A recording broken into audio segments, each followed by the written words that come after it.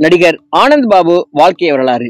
ஆனந்த் பாபுவிற்கு ஒல்லியான தேகம், மயக்கும் பார்வை, புன்னகையோடு கூடிய வசீகரிக்கக்கூடிய முக அழகு, நடனத்தில் தனக்கென்று ஒரு தனி ஸ்டைல் என்று தமிழ் சினிமாவின் 1980களில் புதுமையான முறையில் நடனமாடி ரசிகர்களை ஈர்த்தது மட்டுமல்லாமல் நடிப்பிலும் ஒரு வெற்றிகரமான கதாநாயகனாகவே வலம் வந்த மிகச்சிறந்த மனிதர் மற்றும் கலைஞர் ஆவார். தமிழ் திரையுலகில் இன்று உள்ள எல்லா நடிகர்களும் போட்டி போட்டுக்கொண்டு நடனமாட தெரிந்த நடிகர்களாக இருந்தாலும் உடலை பலவாறாக வளைத்து நெளித்து கால்கள் பின்னி பிணைய குலைந்து பரபரப்பாக ஆடும் நடன முறைகளில் இன்று வரை வழிகாட்டி இவராகத்தான் இருக்க முடியும். அப்படிப்பட்ட இவர் நாகேஷ் அவர்களின் மகன் என்னும் அடையாளத்துடன் திரைத்துறைக்கு வந்திருந்தாலும் அப்பாவிற்கு தப்பாத பிள்ளையாய் வசனம் பேசி முகத்தில் உணர்ச்சிகளை காட்டி உடல் மொழியிலும் அந்த உணர்வுகளை நமக்கு கடத்தக்கூடிய ஆற்றல் கொண்டவர். பல வெற்றி படங்களில் நடித்திருந்தும் நீண்ட காலம் தன்னை முன்னணி நடிகராக நிலைநிறுத்திக் கொள்ள முடியாமல் சினிமாவை விட்டு ஒதுங்கி இருந்தவர் தற்போது ஒரு பண்பட்ட நடிகராக அதே இளமை கொஞ்சும் எழிலுடன் மிகவும் ஆக்டிவாக சின்னத்திரையில் நெகட்டிவ் கலந்த அதே நேரத்தில் பாசமிக்க தந்தை கதாபாத்திரங்களில் நடித்து வருகிறார். இப்படி திறமை மிக்க கலைஞர் ஆனந்த் பாபு அவர்கள் தமிழ் சினிமாவிற்குள் எப்படி வந்தார், இவரது குடும்ப பின்னணி எப்படிப்பட்டது, நடிப்பதில் நாட்டமில்லாமல் மருத்துவராக வேண்டுமென்ற கனவோடு இருந்தவரை வலுக்கட்டாயமாக சினிமாவிற்குள் அழைத்து வந்து அறிமுகப்படுத்தியது யார், கதாநாயகன் என்பதை தாண்டி ஒரு நடன கலைஞராக ரசிகர்கள் மத்தியில் அடையாளம் பெற்றது எப்படி, மிகப்பெரிய உச்ச நட்சத்திரமாக மகன் திரையில் வலம் வருவார் என்று ஒரு தந்தையாக நாகேஷ் அவர்கள் ஆசைப்பட்ட போது மகனின் நடவடிக்கைகள் எப்படிப்பட்டதாக இருந்தது, அவர் தவறான பழக்க வழக்கங்களுக்கு ஆளானது எப்படி, தந்தை பார்த்து வைத்த பெண்ணையே திருமணம் செய்து கொண்ட ஆனந்த் பாபு அவர்கள் மனைவியோடு கருத்து வேறுபாடுகளை ஏற்படுத்தி கொண்டது எதனால், பல பிரச்சனைகள் சண்டைகளுக்கு நடுவிலும் வேறொரு வாழ்க்கையை தேர்ந்தெடுக்காது தற்போதும் மனைவி குழந்தைகளோடு எப்படிப்பட்ட வாழ்க்கையை வாழ்ந்து வருகிறார் ஆனந்த் பாபு போன்ற பலருக்கும் தெரியாத இந்த அழகு நாயகனின் தெரியாத வாழ்க்கை பக்கங்களை நாம் இந்த காணொளியில் காணலாம். இதுவரை இந்த சேனலை சப்ஸ்கிரைப் செய்யாதவர்கள் சப்ஸ்கிரைப் செய்து ஷேர் மற்றும் லைக்கால் உங்கள் அன்பை தெரிவிக்கும்படி அன்புடன் கேட்டுக்கொள்கிறோம். திறமை மிக்க நடன கலைஞராய் திரை உலகையே வியந்து பார்க்க வைத்த ஆனந்த் பாபு அவர்கள் நகைச்சுவை மற்றும் குணச்சித்திரம் ஆகிய இரண்டிலும் இலக்கணம் வகுத்து இணையற்ற நடிகராக வலம் வந்த தமிழ் சினிமாவின் நகைச்சுவை மன்னன் என்று கொண்டாடப்பட்ட நாகேஷ் மற்றும் ரெஜினா தம்பதிகளுக்கு பிறந்த 3 பிள்ளைகளில் கடைக்குட்டி மகனாக 1963ஆம் ஆண்டு ஆகஸ்ட் 30ஆம் சென்னையில் பிறந்தார். இவருடன் பிறந்தது ரமேஷ் பாபு, ராஜேஷ் பாபு என்ற 2 அண்ணன்கள் ஆவார். ஆனந்த் பாபு அவர்கள் அப்பா அம்மா இருவருக்குமே மிகவும் செல்ல பிள்ளையாக வளர்ந்ததால் வீட்டில் எப்பொழுதும் மிகவும் துருதுருப்பாகவும் துடுக்குத்தனமாகவும் மனதில் பட்டதை வெளிப்படையாக பேசக்கூடிய நபராகவும் இருந்திருக்கிறார். இவரது அம்மா ரெஜினா கத்தோலிக்க கிறிஸ்தவர் என்பதனால் அவரது மதத்தில் மிகுந்த நம்பிக்கையும் ஈடுபாடும் கொண்டவராவார். ஆனாலும் ஒருபோதும் தனது பிள்ளைகளையும் கணவரையும் அவர் மதம் மாற சொல்லி வற்புறுத்தியதே கிடையாதாம். இருந்தும் தனது மகனை கிறிஸ்டியன் இன்ஸ்டிடியூஷனில் படிக்க வைக்க ஆசைப்பட்டு திருச்சியில் செயல்பட்டு வரும் சாம்பியன் கிறிஸ்டியன் ஸ்கூலில் சேர்த்து படிக்க வைத்துள்ளார். படிப்பில் படு சுட்டியான இவர் மருத்துவராக வேண்டும் என்ற கனவோடு பள்ளி படிப்பை முடித்ததும் நிறைவாக சென்னைக்கு வந்து லயோலா கல்லூரியில் இளங்கலை அறிவியல் பிரிவில் சேர்ந்து பட்டம் பெற்றிருக்கிறார். கல்லூரியில் படித்து வந்த காலகட்டத்தில் மிகவும் ஒழுக்கமான மாணவராக படிப்பிற்கு முக்கியத்துவம் கொடுக்கும் நபராக இவர் வலம் வந்ததோடு ஒரு கைதேர்ந்த வீரரை போல டென்னிஸ் விளையாடுவதிலும் வல்லவராக திகழ்ந்திருக்கிறார். ஆனால் தந்தை இவ்வளவு பெரிய நடிகராக இருந்தும் எந்த இடத்திலும் நடிப்பின் மீதோ நடனத்தின் மீதோ துளி கூட ஆர்வமோ அதில் பெரிய ஆளாக வந்து சாதிக்க வேண்டும் என்ற எண்ணமோ ஆனந்த் பாபுவுக்கு சிறிது கூட இருந்ததில்லையாம். ஆனால் விதி வலியது என்பதற்கு ஏற்ப இவரது வாழ்க்கையிலும் பல நிகழ்வுகள் இந்த நேரத்தில் அரங்கேற ஆரம்பித்திருக்கிறது.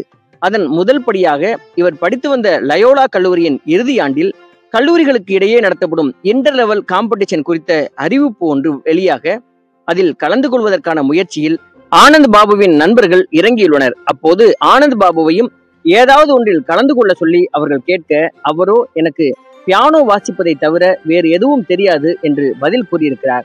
அப்போது ஆனந்த் பாபுவிற்கு மிகவும் நெருக்கமாக இருந்த ஒரு நண்பர், நீ மட்டும் நாகேஷ் அவர்களின் மகன் என்று வெளியில் சொல்லிவிடாதே, அப்படிப்பட்ட ஒரு தந்தைக்கு இப்படி ஒரு மகனா என்று கேலி செய்து விடுவார்கள் என்று உரிமையோடு அந்த நண்பன் அப்படி கூறியதை மிகப்பெரிய சவாலாக எடுத்துக்கொண்டு தான் யார் என்பதை நிரூபித்து காட்டியே ஆக வேண்டும் என்ற குறிக்கோளோடு இந்த போட்டியில் தனது பெயரையும் பதிவு செய்துவிட்டு நேராக வீட்டிற்கு வந்த ஆனந்தபாபு அவர்கள் தனது ரூமை தாளிட்டு தந்தையின் நடனத்தில் நீர்க்குமிழி போன்ற சில படங்களில் இடம்பெற்ற பாடல்களையும் தனக்கு மிகவும் பிடித்த ஹாலிவுட் நடிகரான ஜேன் ஹெல்லி அவருடைய சில ஆங்கில நடன பாடல்களையும் தேர்வு செய்து ஸ்பீக்கரில் போட்டுவிட்டு அதற்கான நடன ஒத்திகையில் தானாக ஈடுபட ஆரம்பித்திருக்கிறார்.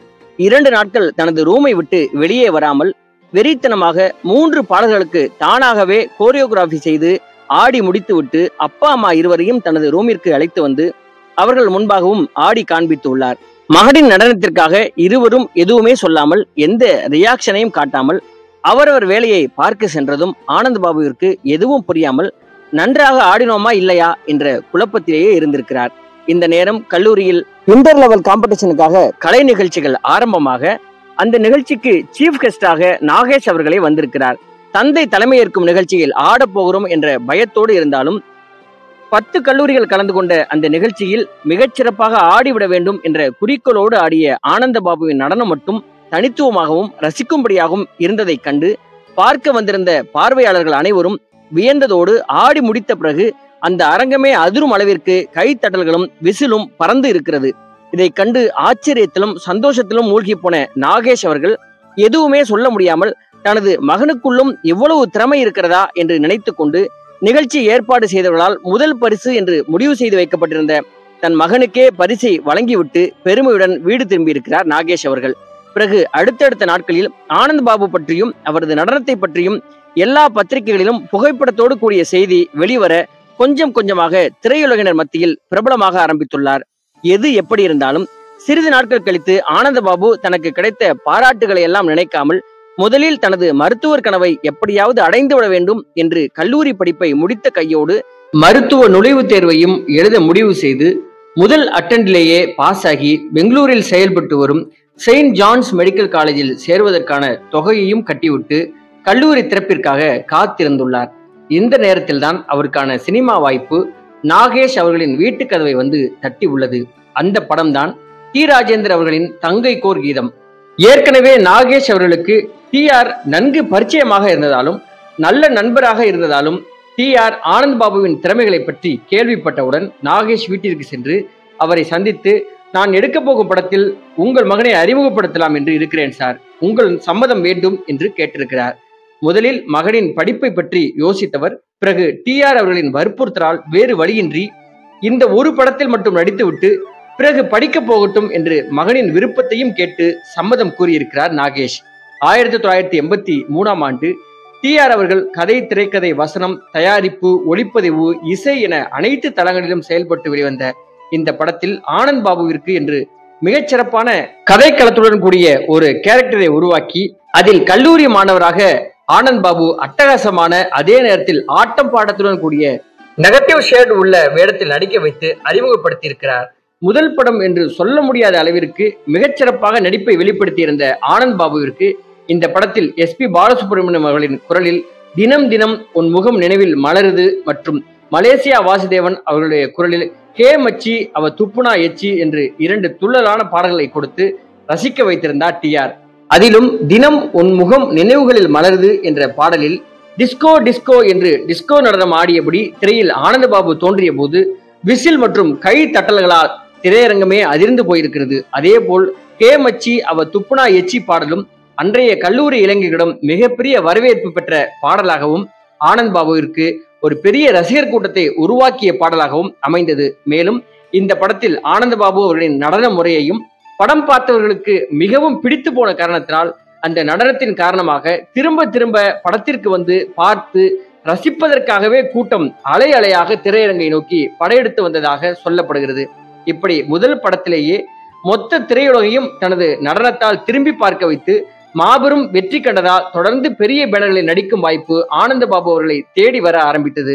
இதனால் மருத்துவர் கனவை ஓரம் கட்டிவிட்டு முழுமையாக திரையுலகில் இறங்கி விடலாம் என்று ஆனந்த் பாபு முடிவெடுக்க தந்தை நாகேஷ் அவர்களும் அதற்கு பச்சை கொடி காட்டியுள்ளார். இதை தொடர்ந்து அடுத்த ஆண்டு ராமநாராயணன் அவர்களின் இயக்கத்தில் கடமை, விசு அவர்களின் இயக்கத்தில் புயல் கடந்த பூமி, எஸ் முத்துச்சாமி என்பவரது இயக்கத்தில் நியாயம் கேட்கிறேன் என ஆனந்த் பாபு கதாநாயகனாக ஒரே ஆண்டில் 3 படங்களில் நடித்தார். இந்த படங்களில் எல்லாம் முதல் படம் அளவுக்கு இல்லாவிட்டாலும் ஓரளவு ஆனந்த் பாபுவுக்கு வெற்றியை கொடுத்த படங்களாகவும் நடனத்தில் வித்தியாசத்தை காட்டி அவரை அடுத்த கட்டத்திற்கு கொண்டு சென்ற படங்களாகவும் அமைந்தன. இதில் விசு அவர்களின் புயல் கடந்த பூமி படத்தில் கார்த்திக், சந்திரசேகர் ஆகியோருடன் இணைந்து நடித்த ஆனந்த் பாபு அவர்கள் ஒரு சண்டை காட்சியில் நடனம் ஆடிக்கொண்டே சண்டையிட்டு மிகவும் ரசிக்க வைத்திருந்தார். இதற்கு பிறகு 1985ஆம் ஆண்டு பந்தம், பாடும் வானம்பாடி, வெற்றிக்கனி, உதயகீதம், இளமை, விஸ்வநாதன் வேலை வேண்டும், பார்த்த ஞாபகம் இல்லையோ, அர்த்தமுள்ள ஆசிரியர் என வரிசையாக 7-8 படங்களில் நடித்தவருக்கு ஹிந்தியில் சக்கை போடு போட்ட டிஸ்கோ டான்சர் திரைப்படத்தின் தமிழ் பதிப்பிற்காக எம். ஜெயக்குமார் என்பவரது இயக்கத்தில் வெளிவந்த பாடும் வானம்பாடி படம் மட்டும் மிகப்பெரிய வெற்றி படமாகவும் வெள்ளி விழா கொண்டாடும் படமாகவும் அமைந்து தமிழ் திரையுலகில் அடுத்த மைக்கேல் ஜாக்சன் என்று எல்லோரும் கொண்டாடும் அளவிற்கு ஆனந்த் பாபுவை உச்சத்திற்கு கொண்டு சென்றது. ஆனந்த பாபு அவர்களின் நடன திறமையை முழுமையாக வெளிக்காட்டிய இந்த படத்தில் பாடல்கள் அனைத்தும் மிகப்பெரிய அளவில் சூப்பர் ஹிட் பாடல்களாக அமைந்தன. அதிலும் குறிப்பாக நான் ஒரு டிஸ்கோ டான்சர் என்ற பாடலில் ஆனந்த பாபு ஆடும் ஸ்டெப் மூமெண்ட்ஸை இன்று பார்த்தாலும் மெய் சிலிர்க்கும் அளவிற்கு மிக கடினமான நடன அசைவுகளையும் சிறு புன்னகையோடு ஆடி அசத்தி இருப்பார்.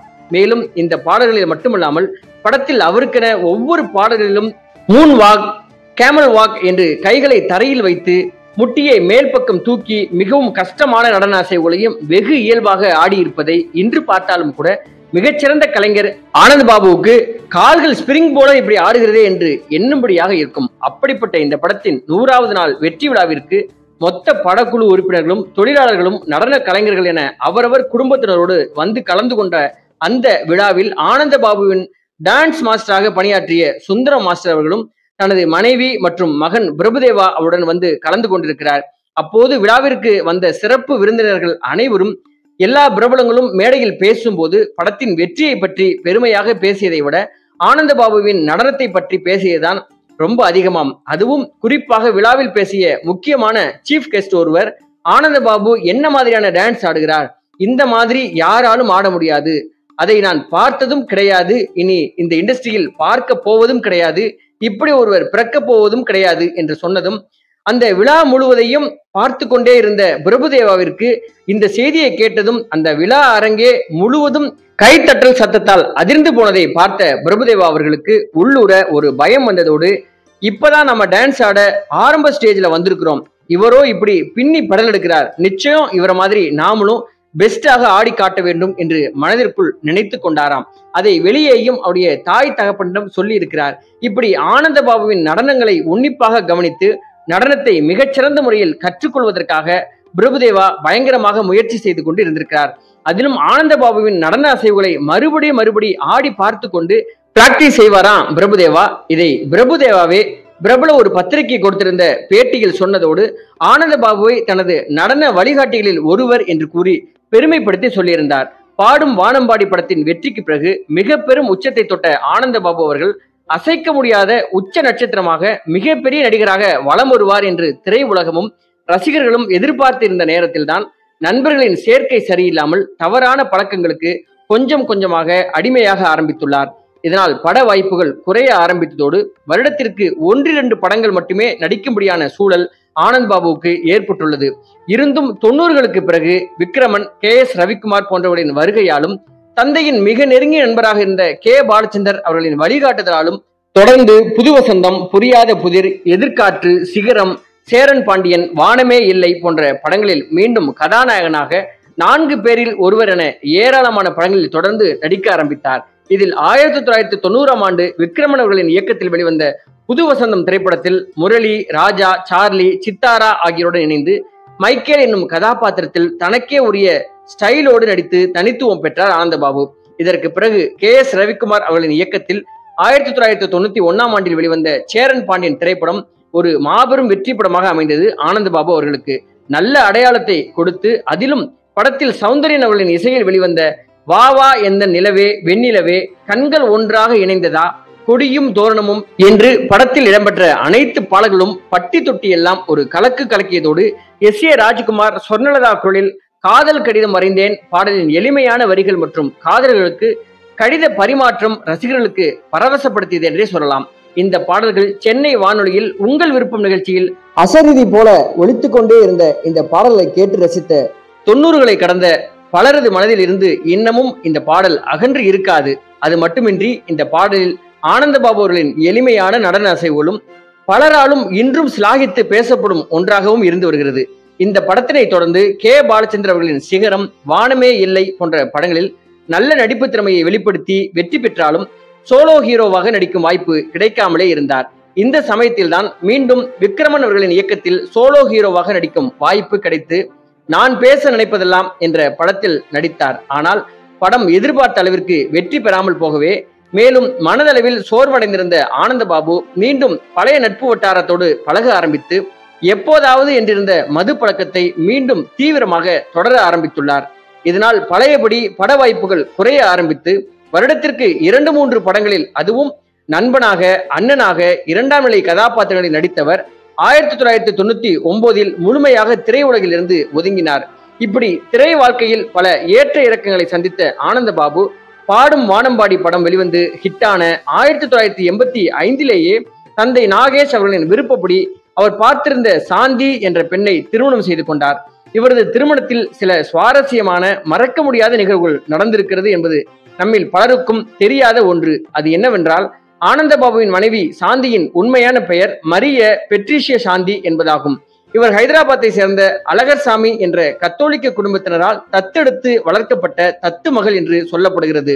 நாகேஷ் அவர்கள் தனது மகனுக்கு திருமணம் செய்து வைக்க முடிவெடுத்து பெண் தேடிக்கொண்டிருந்த சமயத்தில் மகனுக்கு பார்க்க போகும் பெண் தன் மனைவியை போன்று கிறிஸ்தவ பெண்ணாக இருந்தால் நன்றாக இருக்கும், அப்படி இருந்தால் என் மனைவி என்னை பார்த்துக் கொள்வது போல என் மகனை அந்த பெண் பார்த்துக் கொள்வார் என்ற கோணத்தில் யோசித்து பெண் தேடினாராம் நாகேஷ்.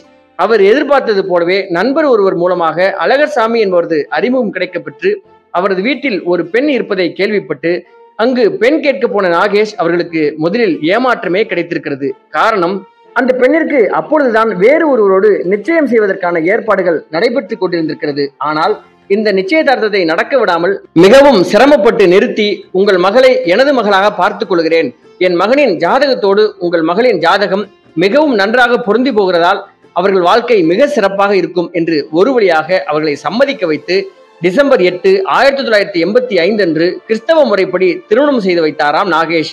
இந்த தம்பதிகளின் திருமண வாழ்க்கைக்கு அடையாளமாக பிஜேஷ் நாகேஷ், கஜேஷ், யோகேஷ் என்ற 3 மகன்களும் சுப்ரீனா என்ற ஒரு மகளும் பிறந்திருக்கிறார்கள். மிகவும் சந்தோஷமாக சென்று கொண்டிருந்த இவர்கள் வாழ்க்கையில் சூறாவளி போன்ற பிரச்சனைகள் வர தொடங்கி இருக்கிறது. ஆனந்தபாபு இயல்பாகவே இலகிய மனம் படைத்தவர் என்பதாலும் யார் உதவி என்று வந்தாலும் இல்லை என்று திருப்பி அனுப்பாமல் அதை அப்பொழுதே செய்துவிடும் பழக்கம் உள்ளவர் என்பதாலும் தன்னுடன் பழகியவர்களை எளிதாக நம்பிவிடும் குணம் உள்ளவர் என்பதாலும் அவரது வெகுளித்தனத்தை பயன்படுத்தி அவரை சுற்றி இருந்தவர்கள் பலர் தங்களது சுய லாபத்திற்காக ஏமாற்றி மது பழக்கத்திற்கும் அடிமையாக்கியதோடு அவரிடம் இருந்த பணத்தையும் ஏமாற்றி பொருளாதார ரீதியாக கஷ்டத்தை அவருக்கு கொண்டு வந்திருக்கிறார்கள். இதனால் மிகுந்த மன உளைச்சலுக்கு ஆளான ஆனந்தபாபு மிக அதிகமான புகைப்பழக்கத்திற்கு ஆளானதோடு வீட்டில் மனைவியோடும் அடிக்கடி சண்டையிட்டு வந்திருக்கிறார். இதை தவறாக சித்தரித்த அன்றைய சில பத்திரிகைகள் இருவருக்கும் இடையே விவாகரத்து நடைபெற்று விட்டதாகவும் அதனால் இருவரும் பிரிந்து தனித்தனியே வாழ்ந்து வருவதாகவும் செய்தி வெளியிட்டதாக கூறப்படுகிறது. இந்த நேரத்தில் நாகேஷ் மகனின் நடவடிக்கைகளை கண்டு உள்ளுக்குள்ளே வேதனைப்பட்டதோடு அவரை திரும்ப பழைய நிலைக்கு கொண்டு வர போராடி பார்த்திருக்கிறார். ஆனால் அவரால் முடியாத நிலைமையில் மருமகள் பேரப்பிள்ளைகளை மிகுந்த சிரமப்பட்டு தனது பராமரிப்பிலேயே பார்த்து வந்த நேரத்தில் திடீரென எதிர்பாராத விதமாக அவரின் மறைவும் ஏற்பட பிறகு ஆனந்தபாபு அவர்களின் மனைவி சொந்தமாக வீட்டு அலங்கார பொருட்கள் தயாரிப்பது போன்ற சில கை தொழில்களை ஆரம்பித்து அதை வெற்றிகரமாக செயல்படுத்தி குடும்பத்தை கவனிக்க ஆரம்பித்திருக்கிறார். இந்த நேரத்தில் ஆனந்தபாபு அவர்களும் நண்பர்கள் செய்த துரோகத்திலிருந்து வெளியே வர முடியாமலும் யாரை நம்புவது என்று தெரியாமலும் நிம்மதி இல்லாமல் மன அழுத்தம் அதிகமாகி இரவிலும் தூக்கமில்லாமல் அவதிப்பட்டு வந்ததால் அவரின் மருத்துவரின் ஆலோசனையின் பேரில் தூக்க மாத்திரைகளை எடுத்து வந்திருக்கிறார். அப்படி ஒரு முறை தூக்க மாத்திரை போட்டுக்கொண்டு தூங்க முற்பட்ட போது அவருக்கு இருந்த டென்ஷனில் தூக்கம் வராமல் சிறிது நேரம் படுக்கையில் சாய்ந்தவாறு புகைப்பிடித்துக் கொண்டே கையில் சிகரெட்டோடு தூங்கி விட்டாராம். அவரது அறையில் யாரும் இல்லாத சூழலில் அந்த சிகரெட் நெருப்பு கொஞ்சம் கொஞ்சமாக மெத்தையில் பரவி தீப்பிடிக்க ஆரம்பித்ததாகவும் பிறகு புகை வாசனை வருவது தெரிந்து அவரது மனைவி சாந்தி ஓடி சென்று புகையை அணைத்து கணவர் உயிருக்கு எந்த ஆபத்தும் ஏற்படாதபடி உடனே மருத்துவமனை அழைத்து சென்று அவரை சரியான நேரத்தில் காப்பாற்றியதாகவும் அவரது மூத்த மகன் பிஜேஷ் நாகேஷ் அவர்கள் சமூக வலைதளத்திற்கு அளித்திருந்த பேட்டியில் தெரிவித்திருந்தார். கணவன் மனைவிக்கு இடையிலான சண்டை என்பது எல்லா குடும்பங்களிலும் நிகழும் ஒன்றுதான். அதற்கு ஆனந்தபாபு அவர்களின் குடும்பம் மட்டும் விதிவிலக்கு அல்ல. இருந்தும் இன்றைய சூழலில் கணவர் லேசாக கோபித்துக் கொண்டாலே அல்லது திட்டினாலோ இவன் எனக்கு ஏத்த ஜோடி இல்லை, என்னை கொடுமைப்படுத்துகிறான் என்று பிரிந்து போக நினைக்கும் எத்தனையோ பெண்களுக்கு மத்தியில் ஆனந்தபாபு அவர்களின் மனைவி சாந்தி அவர்கள் மட்டும் சற்று வித்தியாசமானவர். கணவரால் பல கஷ்டங்கள் வந்த போதிலும் எந்த சூழலிலும் அவரை விட்டு விடாது, வெறுத்து ஒதுக்கி விடாது, கூடவே இருந்து வாழ்ந்து வருகிறார்.